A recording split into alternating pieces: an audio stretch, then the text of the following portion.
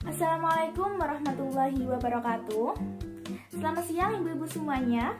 Gimana kabarnya pada hari ini? Baik?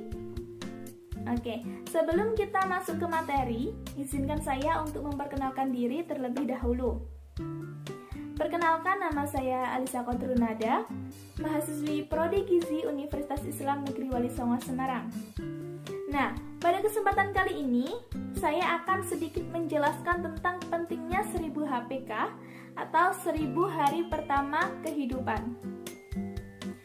Nah, apakah ibu-ibu semuanya yang ada di sini tahu apa sih 1000 HPK atau 1000 hari pertama kehidupan itu? Ya, 1000 HPK atau 1000 hari pertama kehidupan merupakan fase kehidupan yang dimulai sejak pertama kali terjadinya pembuahan atau terbentuknya janin pada saat kehamilan sampai dengan anak itu berusia 2 tahun. 1000 hari pertama kehidupan itu dimulai sejak 9 bulan dalam kandungan atau 270 hari. Kemudian ditambah tahun pertama kelahiran atau setara dengan 365 hari dan ditambah tahun kedua kelahiran yang setara dengan 365 hari. Nah, ketiga tahapan tersebut disebut sebagai 1000 hari pertama kehidupan.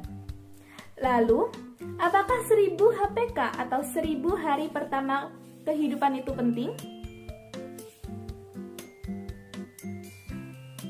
Iya, 1000 HPK atau 1000 hari pertama kehidupan itu sangat penting karena disebut dengan periode emas.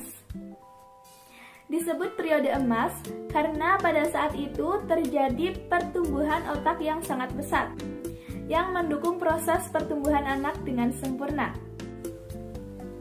1000 hari pertama kehidupan sangat penting karena seluruh organ penting dan sistem tubuh mulai terbentuk dengan pesat. Perkembangan yang dimulai adalah kesehatan saluran cerna, perkembangan organ metabolik, perkembangan kognitif, pertumbuhan fisik, dan juga kematangan sistem imun. Maka dari itu, perlu diberikan asupan gizi yang optimal sejak dini. Karena kurang gizi pada 1000 HPK atau 1000 hari pertama kehidupan tidak dapat diperbaiki di masa kehidupan selanjutnya. Lalu, apa yang terjadi jika anak kurang gizi pada 1000 hari pertama kehidupan? Yang pertama, pertumbuhan otak anak bisa terhambat sehingga mengakibatkan anak tidak cerdas. Yang kedua, pertumbuhan jasmani dan perkembangan kemampuan anak terhambat dan anak menjadi pendek.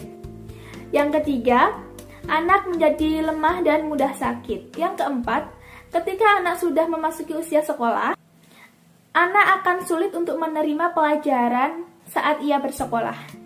Dan yang terakhir, setelah ia dewasa, maka ia akan kesulitan untuk mendapatkan pekerjaan. Lalu, bagaimana sih caranya supaya kebutuhan zat gizi pada saat 1000 hari pertama kehidupan itu dapat terpenuhi dengan baik? Nah, pada saat kehamilan, ibu harus mengonsumsi jenis bahan makanan yang beragam. Karena kebutuhan akan zat-zat gizi pada saat kehamilan itu semakin bertambah seiring dengan bertambahnya usia kehamilan. Maka dari itu, ibu hamil perlu mengonsumsi nutrisi yang seimbang. Kebutuhan gizi selama kehamilan yaitu karbohidrat, protein, dan lemak. Penambahannya disesuaikan dengan trimester usia kehamilan. Selanjutnya ada asam folat. Asam folat ini penting untuk dikonsumsi pada saat kehamilan karena bermanfaat untuk mengurangi kemungkinan cacat tabung syaraf pada janin. Sumber asam folat yaitu seperti biji-bijian, sayuran hijau, daging, dan jeruk. Selanjutnya ada kalsium. Kalsium adalah mineral yang membantu membentuk dan memelihara kesehatan gigi dan tulang untuk ibu dan janin. Lalu zat besi. Zat besi ini berguna untuk meningkatkan volume darah yang digunakan untuk mengantarkan oksigen ke janin. Nah, kebutuhan zat besi harian selama hamil ini bisa diperoleh dari daging merah, ayam, hati, ikan, kacang-kacangan, daun singkong, dan sayuran hijau lainnya. Lalu ada vitamin D. Vitamin D ini berguna untuk membantu kalsium dalam menjaga kesehatan tulang dan gigi agar tetap sehat dan kuat. Kemudian ada yodium. Yodium ini berguna untuk mencegah kreatinisme. Yodium biasanya bisa ditemui di udang, kerang, ikan, dan garam beriodium. Yang terakhir ada sumber zinc seperti seafood, kepiting, dan protein ini sebagai zat pembangun. Sumbernya harus lebih banyak dari sumber protein hewani daripada sumber protein nabatinya. Lalu, ibu hamil perlu mengonsumsi tablet penambah darah 1 butir sehari. Kemudian, hindari merokok, mengonsumsi alkohol atau minuman bersoda. Kemudian, hindari mengonsumsi makanan yang berbahan pengawet. Dan hindari mengonsumsi obat tanpa adanya resep dari dokter. Setelah bayi itu lahir, segera lakukan IMD atau inisiasi menyusui dini. Apa yang dimaksud dengan IMD?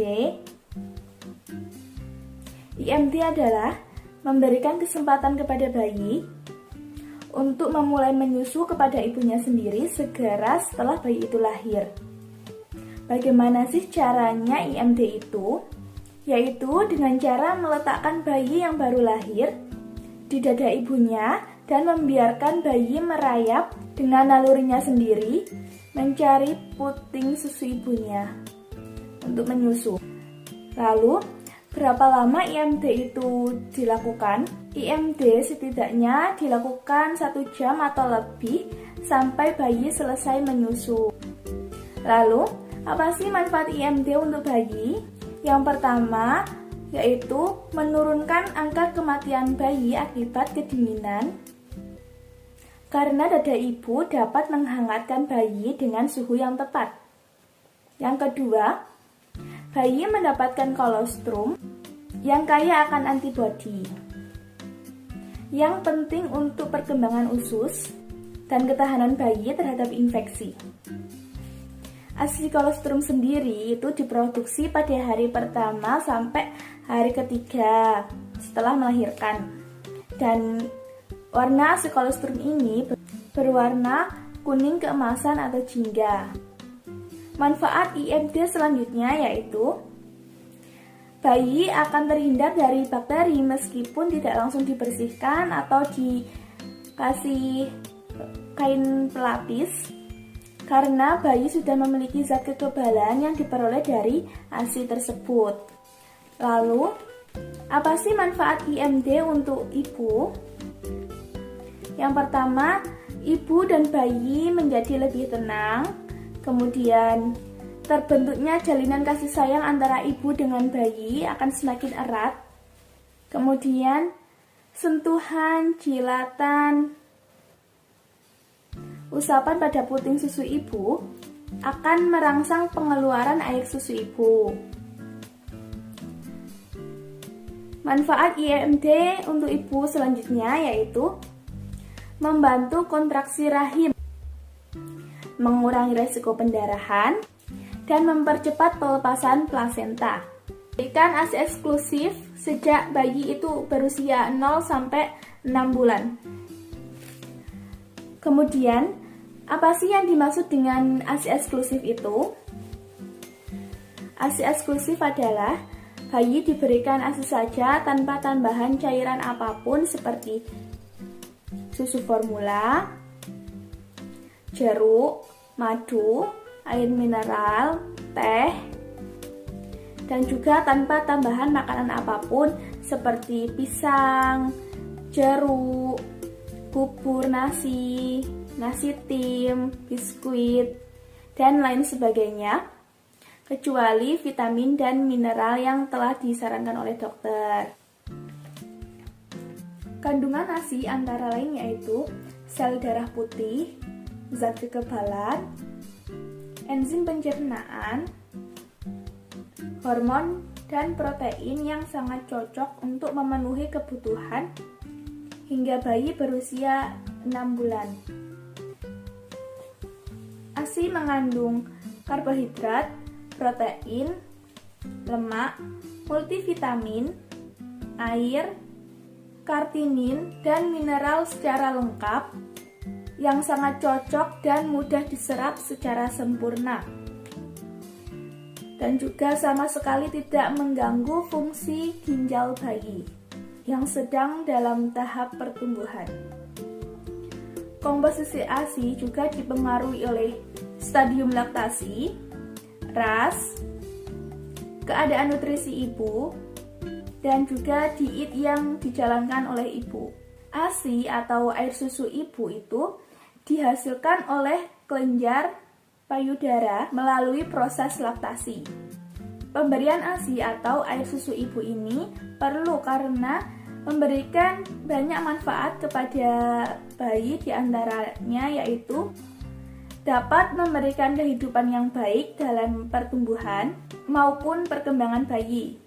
Kemudian mengandung antibodi yang dapat melindungi bayi dari penyakit seperti infeksi bakteri, virus, jamur, dan parasit.